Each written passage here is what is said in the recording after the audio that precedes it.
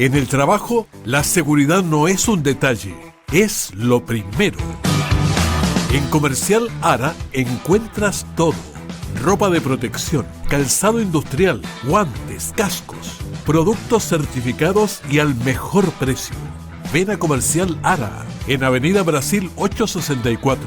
Seguridad que se nota, seguridad que te acompaña.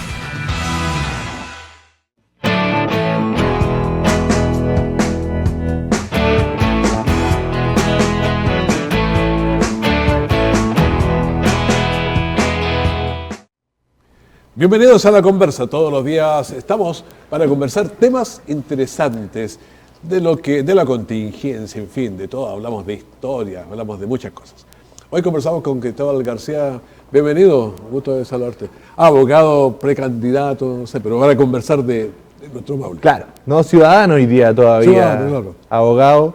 Muy feliz, Raúl, de poder estar conversando nuevamente contigo. Hablábamos justo antes de salir al aire de la cantidad enorme de entrevistas que te toca hacer mensualmente, así que también muy feliz de que una persona con tanta experiencia pueda compartir esta conversación. No, fíjate que lo importante es todo lo que aprende uno de los invitados, y cada invitado aprende mucho, nuevas formas de ver, cómo englobar la realidad para un lado, para otro, sí.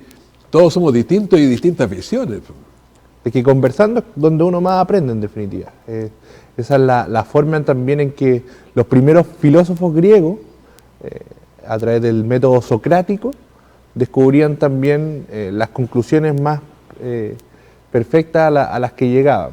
Y uno piensa el método socrático, ¿cuánto? 2400 años y más, y sigue vigente porque uno con el método socrático puede sacar un montón de cosas.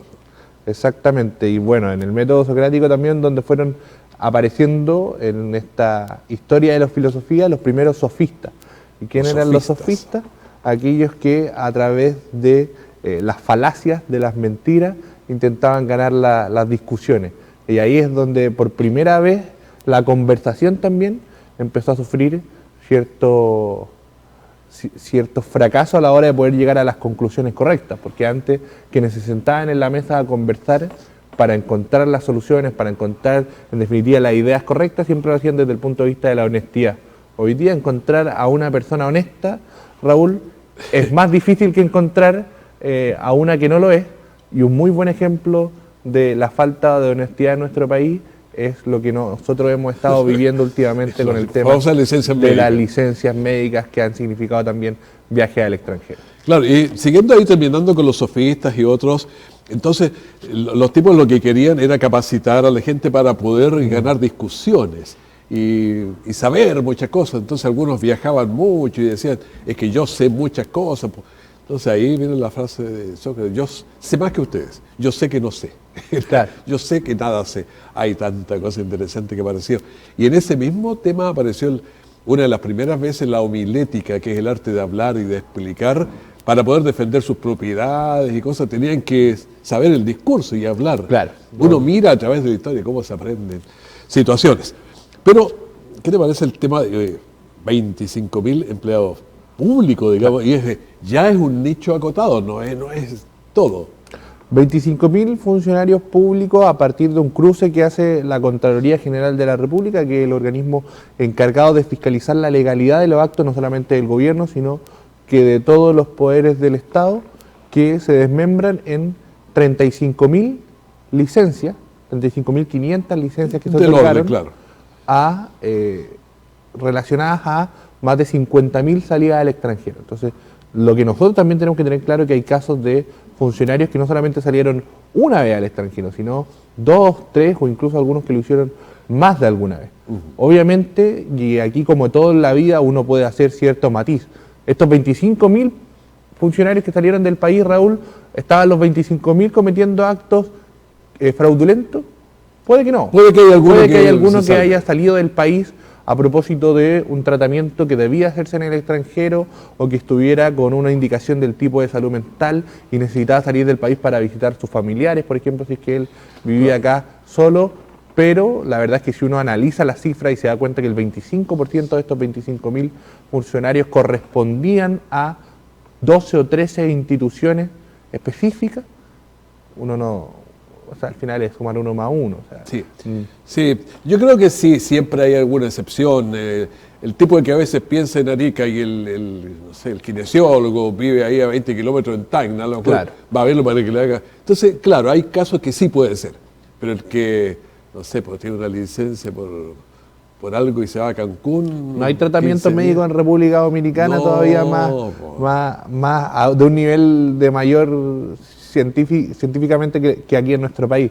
Entonces, efectivamente, aquí uno lo que ha diagnosticado, o lo que ha salido a la luz, en verdad, Raúl, porque nosotros no nos vamos a hacer los sorprendidos también con que estas situaciones existen. Que no la ¿Ya? sabíamos. Claro. Nosotros sabíamos que esto existía, para nadie es un misterio de que en Chile hay profesionales de la salud que lamentablemente otorgan a destajo licencias médicas falsas o fraudulentas. Lo que sucedió ahora fue que la Contraloría General de la República lo puso en el tapete. Y esto también nos lleva a cuestionar cómo estaba funcionando la Contraloría antes de que asuma Dorothy Pérez. O sea, el ex Contralor Jorge Bermúdez también tenía estos datos sobre la mesa, lo único que necesitaba era cruzarlos para llegar a la información de cuántos funcionarios públicos con licencias médicas estaban saliendo del país. Yo creo, Raúl, que esto obedece, si bien a un acto muy criticable desde el punto de vista de la administración estatal y de cómo se desfalca el Estado, a una cuestión que va mucho más al origen, que es la forma en cómo hoy día se están formando las personas, valga la redundancia, respecto a su actuar cotidiano.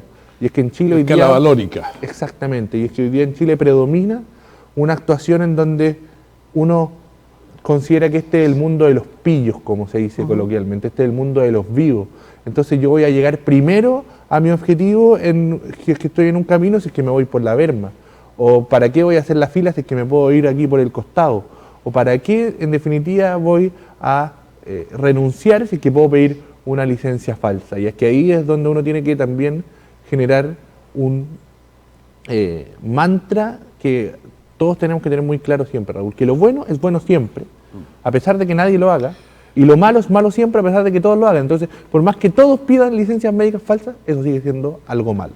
Claro, fíjate que uno piensa, habría que mandar esas clases de ética, de no sé qué, famosas hace algún tiempo. Claro. Pero yo pienso, el gerente del metro, ¿cómo no va a saber que? Es que yo no tenía idea que eso era malo. Se nos perdió el bien y el mal cuando era una cuestión básica, claro, antes hacían filosofía, la moral, la epistemología, toda la cosa, pero ¿qué es lo que pasa? No sé que eso es malo, me parece, no sé, de alguien ya en un nivel más bajo, pero está arriba. Lo que pasa es que hoy día nosotros Yo no le creo. sufrimos esta crisis moral, esta crisis de valores en todo orden de cosas y en todo orden de personas. Cuando efectivamente nosotros vemos que aquellos que estuvieron involucrados en el financiamiento regular de la política, ya hace varios años atrás solamente fueron sancionados con clases de ética, también nos encontramos en un problema en la escala más baja del grado administrativo más bajo del funcionario que quizás recibe el sueldo más bajo también, cuando éste también está enfrentándose a pedir una licencia falsa. Entonces, no solamente uno ve problemas en la escala de las personas que hoy día se encuentran en los altos dirigenciales de más alto poder, sino que en toda la estructura del poder. Entonces, más preocupante aún es cuando uno analiza el tema de la licencia falsa desde la región del Maule. Y uno se da cuenta, por ejemplo, de que quizás el caso más emblemático hasta hace algunos días, porque ahora está en el tapete todo lo del alcalde de Pelarco, pero que uno de los que había pedido licencia falsa para salir del país y tuvo que renunciar, era el presidente de los jueces, de los tribunales, un juez de garantía. Entonces, si los encargados de impartir justicia, de decidir sobre qué es lo justo y lo injusto, sobre decidir qué es lo bueno y lo malo, están cometiendo esos actos fraudulentos, ¿qué es lo que podemos esperar para los demás? Sí, es muy complicado esto, pero yo creo que hay una crisis de las virtudes, las famosas virtudes que siempre se hablaba de la prudencia, en fin, de la fortaleza, de la justicia misma, pero como que la echamos al bolsillo y pasamos por el lado, como tú me decías. Ha existido una delegitimación de ciertos valores que en Chile estaban muy cultivados, sobre todo en la generación de mis padres, la generación de mi abuelo, que han sido criticados lamentablemente y desdeñados en gran parte por mi generación, que hoy día es la generación que gobierna. Si uno revisa, en definitiva, cuáles son los principales argumentos que llevaron a Gabriel Boric, Giorgio Jackson, Camila Vallejo hoy día al gobierno, a los puestos de poder, uno se va a dar cuenta primero que existe un desprecio al concepto del orden, al concepto de la autoridad, al concepto del patriotismo, de la identidad patriótica, un desprecio a el concepto de las autoridades respecto de la sumisión que tiene que tener uno respecto a Carabineros, o la sumisión que tiene que tener el hijo respecto del padre, o el alumno respecto del profesor. Entonces, cuando uno se desafía desde esta postura más o menos rebelde que puede tener quien es joven, saltarse al torniquete, de decir, oye, ¿sabes qué? Todo lo que se hizo para atrás se hizo mal. Uno está pasando por no solamente la historia, sino que el esfuerzo de quienes construyeron este país. Si es que uno analiza las historias familiares de la gran mayoría de los chilenos, como es mi caso, por ejemplo, también, uno se da cuenta de que el pasar, la crianza y el crecimiento que tuvieron mis padres fue mucho más duro que el que tuve yo. ¿Para qué hablar del de mi abuelo? Y ese país se construyó a través de esfuerzo. Entonces, cuando uno entra al poder político, criticando todo lo que se hizo para atrás, con ello también criticando todos esos valores, hoy día nos enfrentamos a esta crisis de valores, esta crisis moral, que fueron los valores que hicieron grande a nuestro país y que también trae como resultado que uno es absolutamente inmune a las consecuencias de sus actos. Entonces hoy día no solamente el delincuente no tiene miedo de caer en la cárcel, sino que también el niño no tiene miedo de portarse mal, o uno no tiene miedo de no cumplir las leyes del tránsito, o el funcionario público no tiene miedo de pedir una licencia falsa y viajar al extranjero. Claro, yo creo que van a aparecer muchos casos más, porque algunos no viajaron al extranjero, viajaron a Antofagasta, viajaron a, no sé, para las Torres del Paine, a cualquier parte. O pidieron una licencia para iniciar un emprendimiento, por ejemplo. Claro, pues.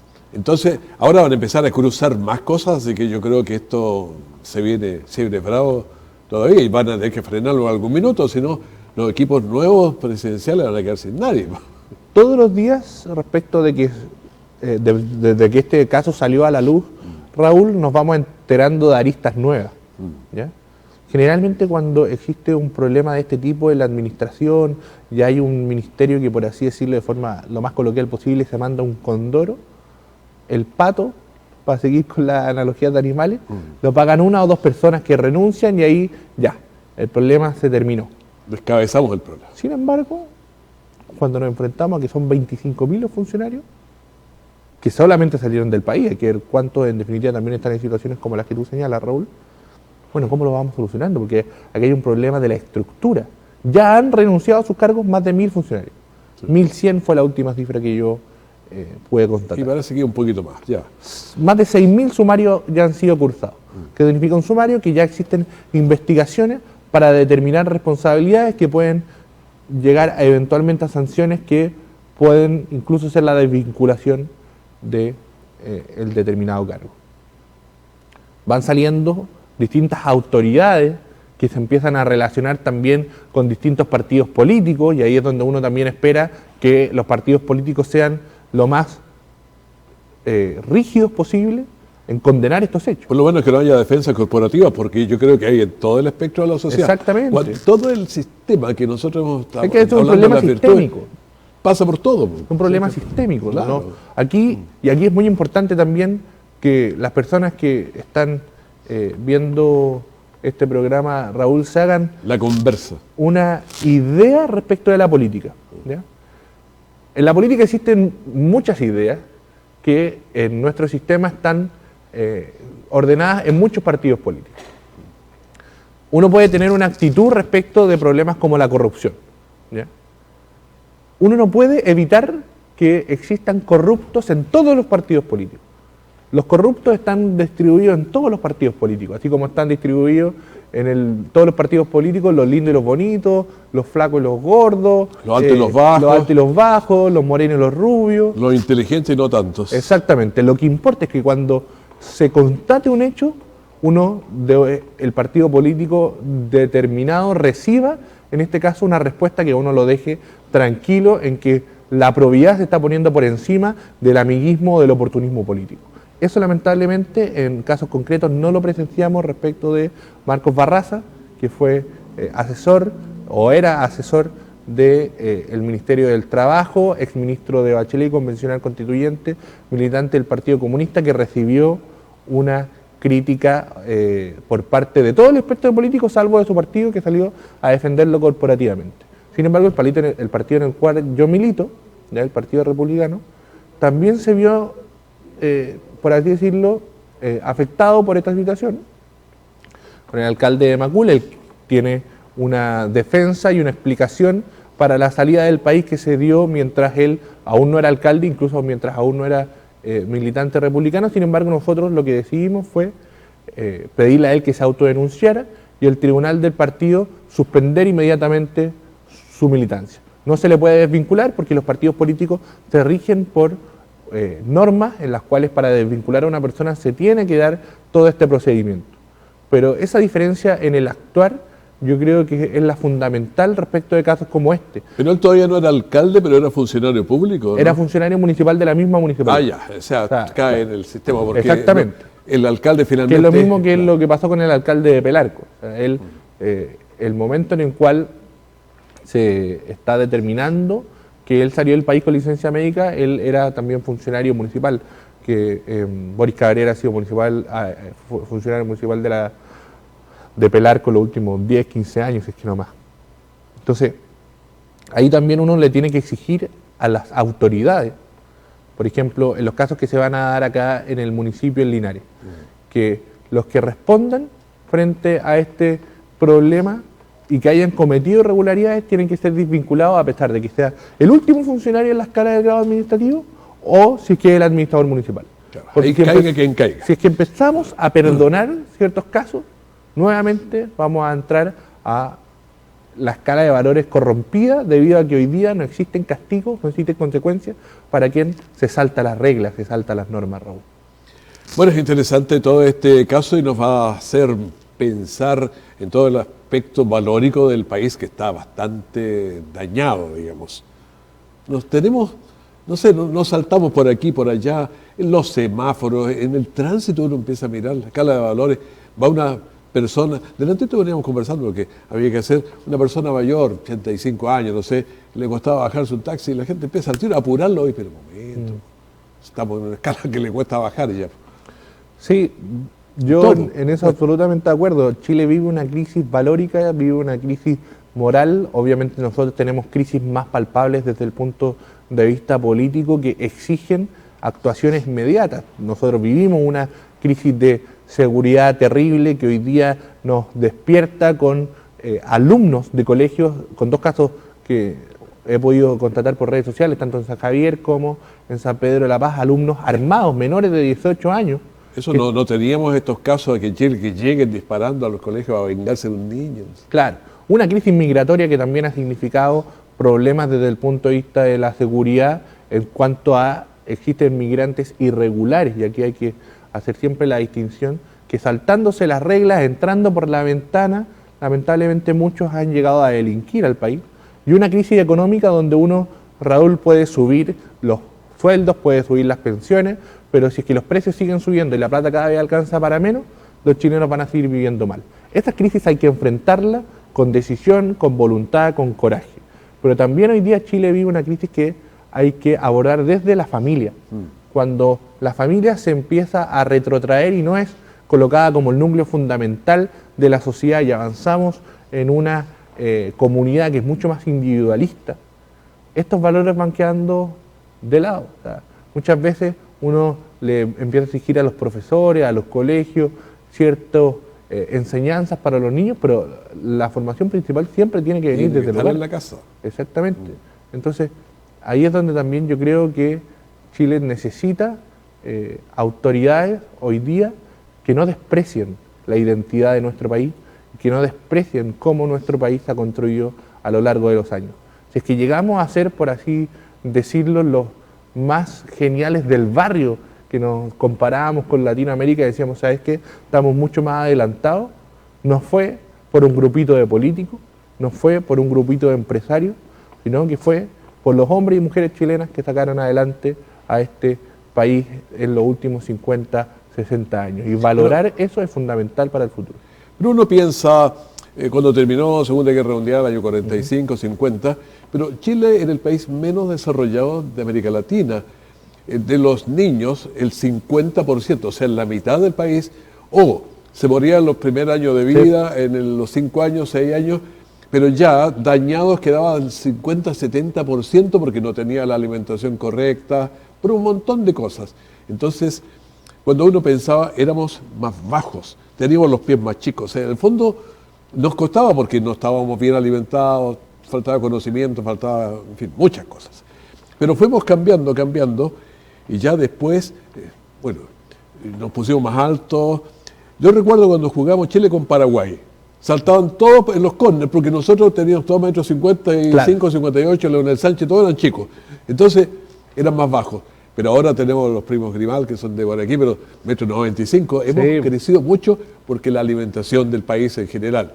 Sí, hay gente que por alguna otra razón es más baja que otros, pero el país debería ser igual que los demás en altura, digamos, si nos alimentamos bien. Y ahora tomamos ese nivel. Pero esto no ha sido gratis, ha costado sangre, sudor y lágrimas.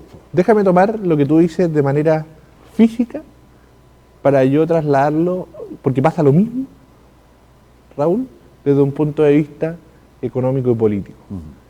Chile hoy día es el país que llegó a ser quizás hasta antes del 2019 porque había un punto fundamental reflejado en los primos Grimal, por ejemplo, versus los deportistas que teníamos en los años 60, 50, que es literalmente el crecimiento. Claro.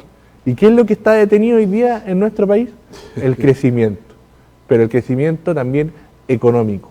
Un país que no crece es un país que no tiene ninguna posibilidad de que la calidad de vida de sus ciudadanos pueda mejorar.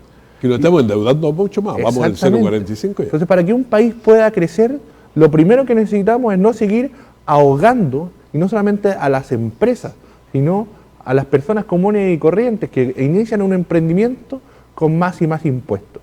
Este gobierno ha avanzado en políticas públicas muchas veces que pueden parecer demasiado populares, como son el aumento del sueldo mínimo, la rebaja del horario laboral de 45 a 40 horas y la reforma de pensiones. Todas aquellas nosotros desde el Partido Republicano las rechazamos y nos tiramos encima a mucha gente.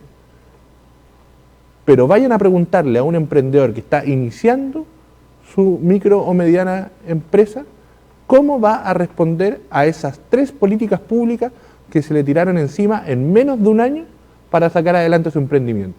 Es imposible. Entonces, cuando hoy día nosotros analizamos las cifras de desempleo que han subido a los niveles prepandemia, nos damos cuenta que los empleos que se han perdido han sido precisamente en las pequeñas y las medianas empresas. Entonces, efectivamente es importante subir los sueldos, es importante que las personas que hoy día lo necesitan en su etapa de cierre de la vida, como es la vejez, puedan subir sus pensiones, pero estas legislaciones tienen que ser con responsabilidad, no solamente con sofismos, como hablábamos al principio del programa, Raúl. Sí, y tenemos los sueldos más altos de sueldos mínimos.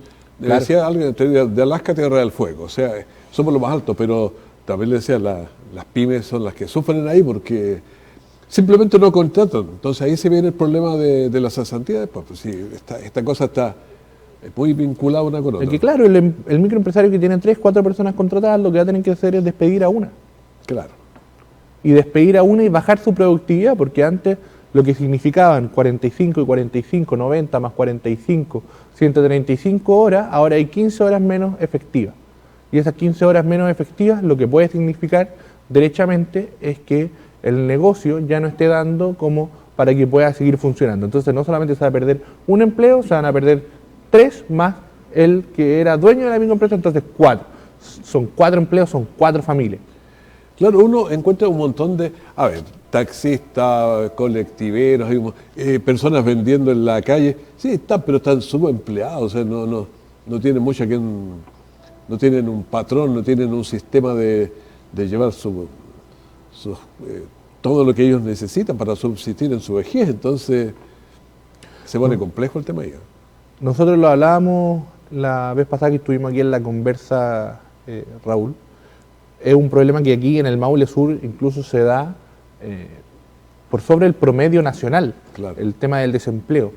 Y nuevamente, nosotros podemos tener políticos que hablen con voz muy golpeada y decidida respecto a que es necesario que exista más empleo, pero el trabajo no cae del cielo. Para que existan más plazas de trabajo se necesita más inversión. Para que exista más inversión se necesita más crecimiento. Y para que exista más crecimiento se necesitan más empresas. Y para que haya más empresas se necesitan menos trabas. Y hoy día solamente lo que obtenemos desde el poder político son trabas. Porque la CUT que de repente se pone a negociar, que quiere subir el sueldo mínimo a 500.000 pesos de un día para otro, pero esos 500.000 pesos es fácil para el político firmarlo. Porque así como el médico que otorga licencia fraudulenta da una licencia que no paga él, el político que sube los sueldos mínimos también firma un cheque que tampoco paga él. Entonces, ahí es donde nosotros entramos al gran problema que tenemos hoy día en la política. Irresponsabilidades que se cometen desde el sector político y urgencias que hoy día no están siendo enfrentadas. Pero hay una cosa para la mayoría de las empresas y para las personas también, porque ahora hay que poner más cámaras de seguridad, reforzar las rejas, reforzar las puertas, o sea, tener un montón de gastos que no tenía antes. Entonces, cualquier empresa menor ahora tiene cámaras por todos lados, tiene que contratar seguros, un montón de cosas.